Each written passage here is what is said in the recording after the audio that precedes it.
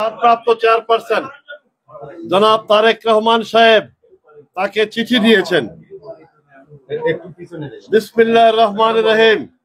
সম্মানিত সংগ্রামী বীর মোহাম্মদ তামিম আহমেদ, আসসালামু আলাইকুম। শ্রদ্ধা কৃতজ্ঞতার সাথে আপনাকে জানাই আমাদের অন্তরের গভীরতম অনুভূতি। এই পবিত্র রমজানের সময় যখন আমরা প্রথম সংযম দোয়ার মাধ্যমে আল্লাহর রহমত কামনা করি, তখন আপনারা আপনার অসীম সাহস ও আত্মত্যাগ আমাদের হৃদয়ে গভীরভাবে নাড়া দেয়। আপনার শারীরিক ও মানসিক যন্ত্রণা আমাদের ব্যথিত করে, কিন্তু একই সঙ্গে আপনার অবদান আমাদের অনুপ্রেরণার যোগায়। জাতির জন্য আপনার ত্যাগ ও সাহসিকতা গর্বের বিষয়। আপনি যে কষ্ট সহ্য করেছেন তার প্রতিদান কখনই সম্পূর্ণভাবে দিতে পারবো না, তবে আপনাদের পাশে আমরা আছি। এই সামান্য ইফতার আমাদের ভালোবাসার স্পর্শ, আমাদের শ্রদ্ধার নিদর্শন, আমাদের অঙ্গীকার হোক আপনাদের পাশে ছিলাম, পাশে থাকবো। আমরা জানি আপনারা যন্ত্রণা গভীর, এবং কিন্তু আমরা আশা করি জাতির ভালোবাসা ও দোয়া আপনাকে শক্তি দিবে। আল্লাহ আপনাকে দ্রুত আরোগ্য দান করুন। আপনার অবদান জাতির ইতিহাসে চিরস্মরণীয় থাকবে। আল্লাহ হাফেজ।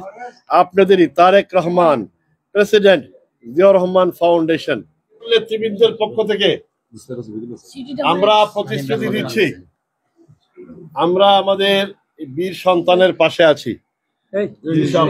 লেখাপড়াই হোক, চিকিৎসাই হোক, সবকিছুতে সবাই ঠিক একমত আছেন তো? সবাইকে ধন্যবাদ। ভারপ্রাপ্ত চেয়ারম্যান তারেক রহমান সাহেব সরাসরি তার লুকআফটার করছেন। জি, আমরা উনি বিমানে পাঠিয়ে দিয়েছেন, বিমানে সিলেটে পাঠাইছেন। উনি বলছেন যে যদি হেলিকপ্টারের রাখার জায়গা থাকে বা ল্যান্ড করার সুযোগ থাকে, আমি তাকে হেলিকপ্টারে পাঠাবো।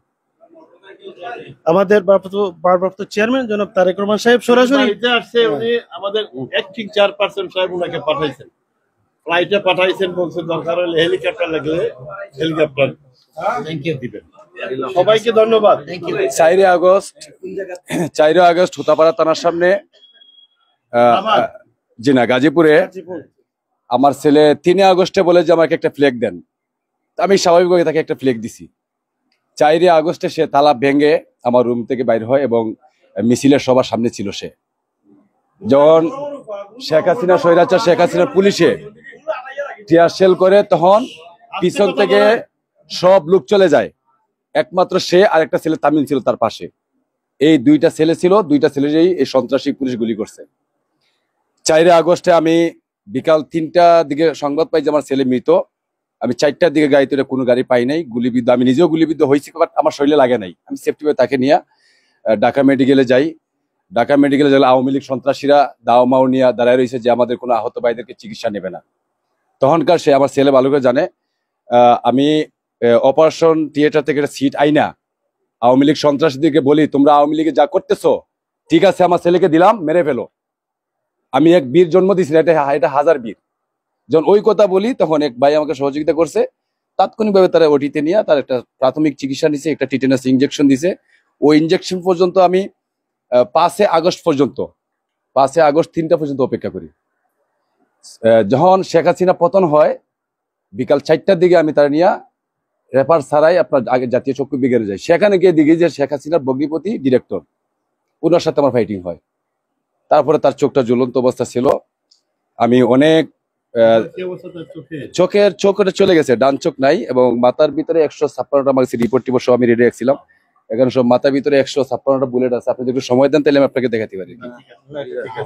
চোখের ভিতরে আছে 9টা। তবে আমি সবচেয়ে আনন্দিত এবং গর্বিত যে আমাদের মাননীয় এমপি মহোদয় এবং নেতৃবৃন্দ আপনারা আসছেন, আমার ছেলেকে দেখছেন আইসা।